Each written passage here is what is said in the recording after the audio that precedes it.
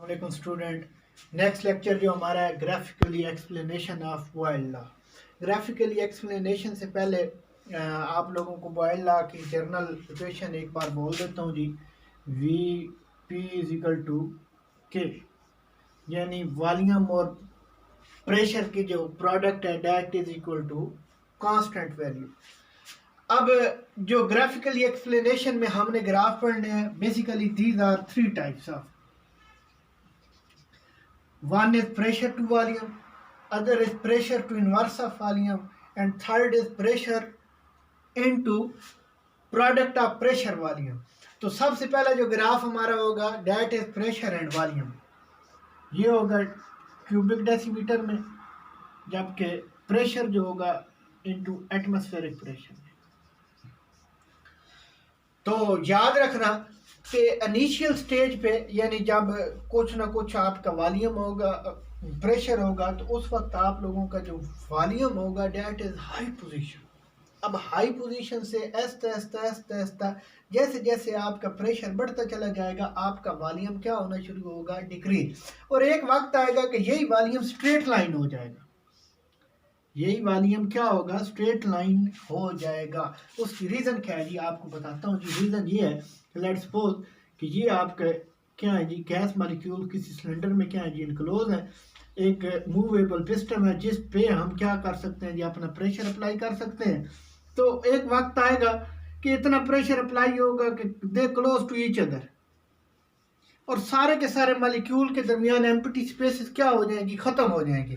जब empty spaces खत्म होंगी तो मॉलिक्यूल का जो अपना ओरिजिनल वॉल्यूम है वो तो मौजूद ही रहेगा ना। तो आप चाहे जितना भी प्रेशर अप्लाई करेंगे वो नहीं रिड्यूस होगा, ये तो वो वॉल्यूम रिड्यूस होना है जो कि उनके दरमियान एम्प्टी स्पेसेस क्या है जी, मौजूद है। तो इस वजह से वो रिड्यूस हो जाता है। लेकिन ये जो स्ट्रेट लाइन है इस चीज़ की निशानदेही कर रही है कि गैस मॉलिक्यूल उनको ओरिजिनली कुछ ना कुछ क्या है जी, वॉल्यूम मौजूद है। जब वो उन पे प्रेशर क्या किया जाता है, अप्लाई किया जाता है, तो उसकी वजह से वो एक दूसरे के क्लोज आ जाते हैं, और जो ओरिजिनल वॉल्यूम है वो क्या हो जाता है जी, उस पे वो लाइन क्या आ जाएगी, स्ट्रेट लाइन आ जाएगी। अब प्रेशर और वॉल्यूम में जो इंक्रीज और उसके बाद जो कर्व मिलती है, इस कर्व को बोलते हैं isotherm curve. Isotherm curve basically, iso का मतलब होता है सेम,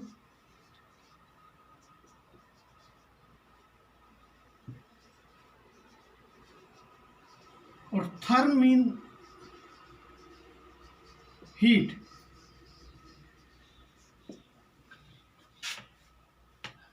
अगर इसी में एक और ग्राफ अगर हम बनाना चाहें, लेट्स सपोज मैं उसे ग्राफ नंबर 2 कहता हूं, और मैं टेम्परेचर इंक्रीज कर देता हूं T1 से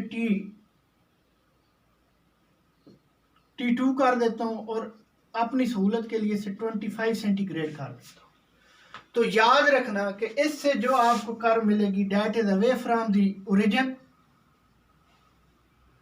और होगी वो भी क्या जी, आइसोथर्म। अब सवाल ये पैदा होता है कि आइसोथर्म का तो आपको समझ आ गई होगी कि why it is away from the origin. सवाल ये है कि इस टेम्परेचर पे, यानी पहले की निस्बत जब इसको बढ़ाया गया T1 से T2 पे गए हैं, मिली आइसोथर्म है, सेम पैटर्न से वॉल्यूम क्या हुआ, रिड्यूस हुआ, और यकदम क्या हो गया जी, एक वक्त आया है कि वो स्ट्रेट लाइन हो गया। लेकिन अवे फ्रॉम दी ओरिजिन क्यों है जी? ये ओरिजिन से अगर इस कर्व का फासला आप देखें तो ये क्या है जी, इसकी निस्बत ज्यादा है जी। तो बात समझने वाली है, जब टेम्परेचर बढ़ता है, आप चार्ल्स का लॉ पढ़ोगे अबाउट गैसेस, कि जब भी टेम्परेचर बढ़ेगा तो टेम्परेचर के बढ़ने से वॉल्यूम क्या हो जाता है, इंक्रीज हो जाता है। तो गैस का वॉल्यूम इंक्रीज होगा, लिहाजा मॉलिक्यूल क्या होंगे जी, ज्यादा एक्सपेंड होंगे, और इसका आंसर आपको क्या मिलेगा जी, पहले की निस्बत अवे फ्रॉम दी ओरिजिन मिलेगा जी। ये दो ग्राफ हो गए। तीसरे ग्राफ की जानिब जाते हैं जी।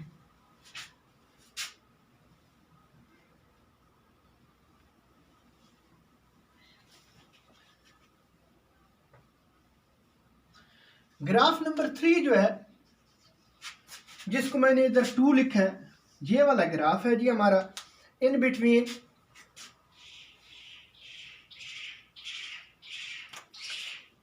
Pressure and volume inverse, pressure and volume inverse. जरा इस पॉइंट को थोड़ा समझने की कोशिश करना कि प्रेशर और अगर वॉल्यूम इनवर्स हो, यानी ये फैक्टर मैं अगर 1/v कर दूं और साथ p रहे, इधर चलो k कांस्टेंट ही रहने दें, तो p इज इक्वल टू के वी हो जाएगा। यानी अगर मैं कांस्टेंट को ख़त्म करूं, प्रोपोर्शनैलिटी लगाऊं, तो इस पैटर्न पे इस ग्राफ में हमारा 1/v जो है ये क्या करेगा, फैक्टर डालेगा कि v के बढ़ने से प्रेशर क्या होगा जी, बढ़ेगा, और v के कम होने से प्रेशर क्या हो जाना है जी, कम हो जाएगा। तो इस बात को फिर समझने की कोशिश करो कि दैट इज इनवर्स।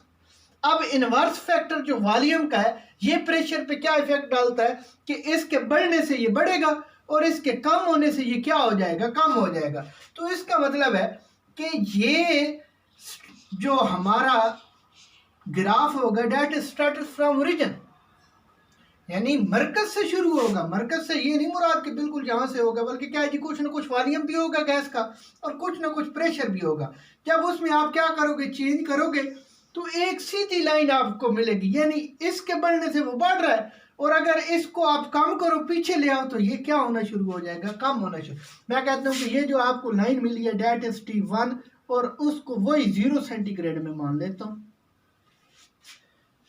एक बार फिर दोहरा देता हूँ कि अगर प्रेशर और इनवर्स ऑफ वॉल्यूम के दरमियान अगर आप ग्राफ लें, तो इनवर्स ऑफ वॉल्यूम यानी वॉल्यूम का जो उल्टा है, ये आपको क्या करता है जी, आपके प्रेशर जैसे जैसे वॉल्यूम बढ़ेगा वैसे वैसे आपके प्रेशर को क्या करना शुरू कर देगा, बढ़ाना शुरू कर देगा।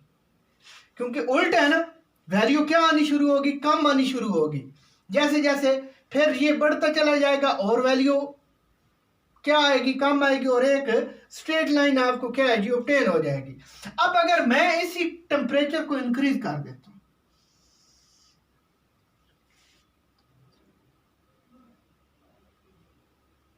वही ऊपर ग्राफ 2 की तरह टेम्परेचर क्या किया जी, मैंने T2 किया और उसे 25 सेंटीग्रेड कर दिया, तो अब क्या है जी, पैटर्न वही है लेकिन इससे अवे हो गया।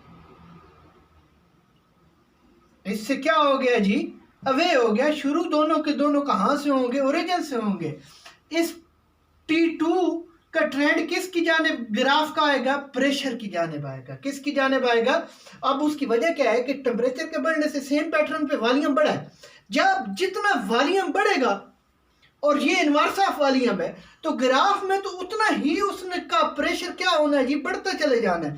तो टेम्परेचर जो वॉल्यूम पे इफेक्ट डाल रहा है, वॉल्यूम वही इफेक्ट, क्योंकि वॉल्यूम के इनवर्स है, वो किस पे डाल रहा है जी, प्रेशर पे डाल रहा है। तो लिहाजा हमारा क्या है जी, नेक्स्ट ग्राफ का जो ट्रेंड होगा वो किसकी जानिब झुकाव होगा, प्रेशर की जानिब।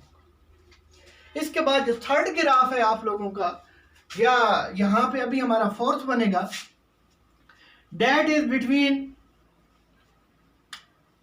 Pressure and pressure volume. अगर आप लोगों को